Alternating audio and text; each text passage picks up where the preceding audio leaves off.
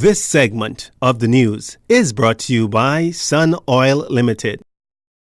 Welcome back. Still taking a stand against adverse working conditions, the staff of the post office took their protest from their doorstep at the General Post Office to Bay Street. Armed with a sanctioned peaceful protest sign, workers from all of the post offices gathered just 2 feet away from the House of Assembly, demanding that both the Prime Minister and Minister responsible for the post office, Frankie Campbell, hear their cry. The demonstration consisted of workers from all of the post office branches on the island, as each branch has mold, a leaky pipe, or other health hazardous challenges. Well, I'm at the Cable Beach station right now, and trust me, when it rains on the outside, you might as well be outside with the rain, because everything that falls on the roof comes straight through.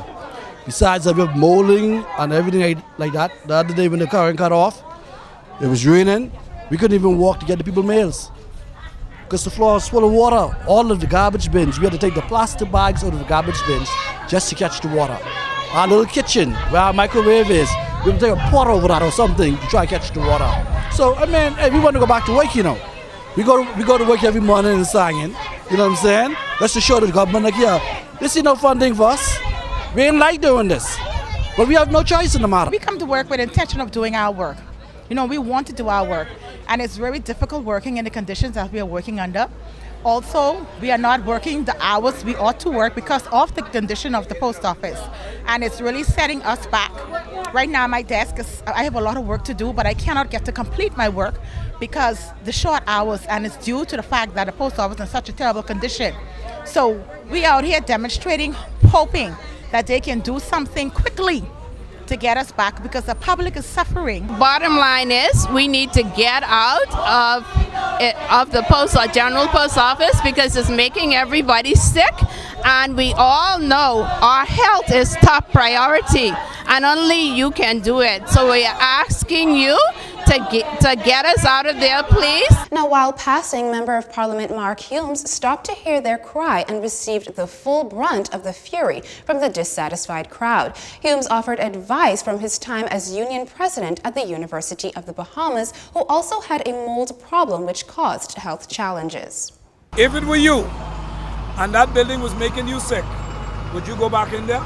Well, here's the situation.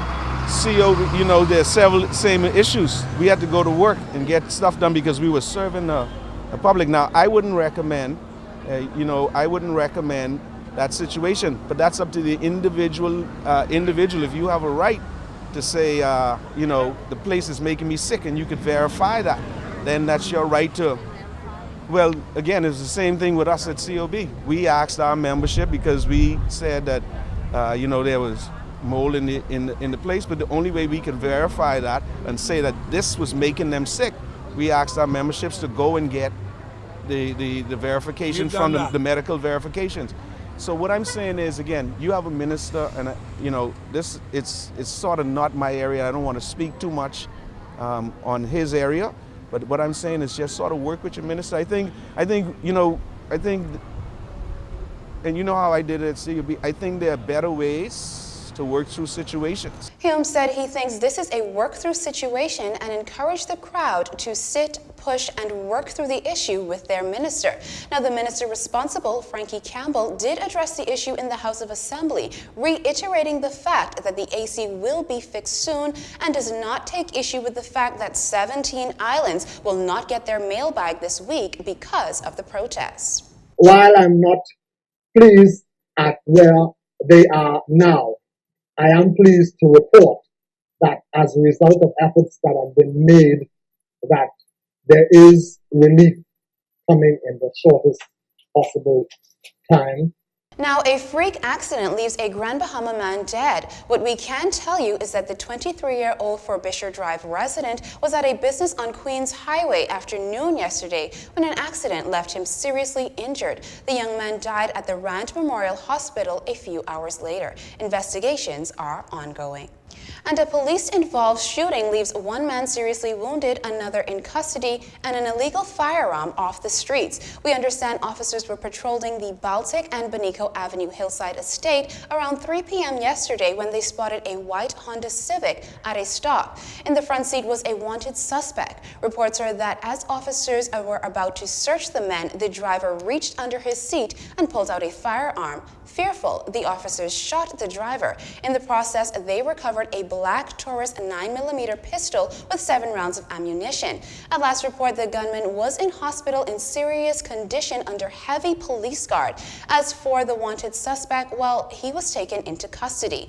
Meantime, another 2 were arrested on a similar charge. Police were in the area of Moss Road yesterday afternoon when they stopped a 2005 silver Honda Accord with 2 men in it.